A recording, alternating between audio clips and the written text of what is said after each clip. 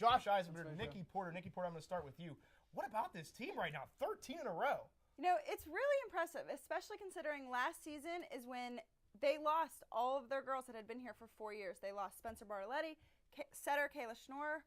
It was a really big year for them, and they did come back. So that was really impressive to see. There's a ton of young girls on this team, and they're doing very well. Josh, they're playing great right now.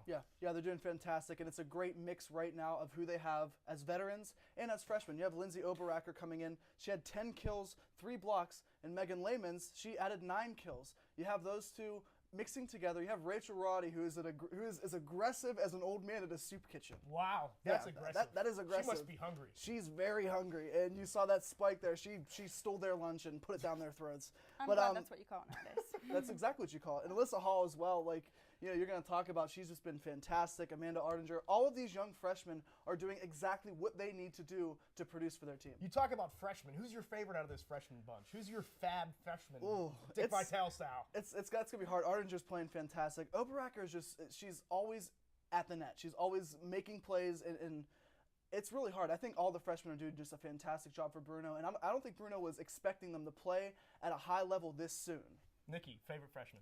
I have to go with Alyssa Hall. She is a freshman, big girl up on net. Megan Lamans, she comes right in the back for her, serves very, very well. I did talk to Coach before about it, and he said he didn't know how it would go with all these freshmen, and they are forming so well for him that he couldn't have asked for a better team. And I think right now you got to see, you have Megan Lamans and Rachel Roddy, who are two of the best finishers right now for this team. They're able to do everything around the net. They're able to set up. And Katie Geary, a milestone victory versus Muskegon, 41 assists, 6 digs, and 2 aces. That's all around great play for her. And you know what? These teams that they're beating are all NCAA teams. Impressive. It's unbelievable. You know, these freshmen, they don't know what they're getting into. I don't know who Walsh and Cedarville. Who are these people? They might even need to know who they are. They might just steam right through them. They're going right by. I think it's also very impressive. Katie Geary was not the main starter last year, and she came in and is doing absolutely amazing. And the other thing is Rachel Roddy, who will be up here later. She hit outside her middle, and now she's on the weak side. That shows a lot for a girl to come in and be able to do it with no problems. There's a lot of milestones right now this Point Park team is doing. How do you see this? They have a week later, they have tomorrow against Carlo, and then a week they don't have anything due to this summit. Do you think that that's going to stop a little bit of a momentum shift? I think they'll still have the momentum coming back from this, but I don't see them losing focus. I don't see them losing the concentration.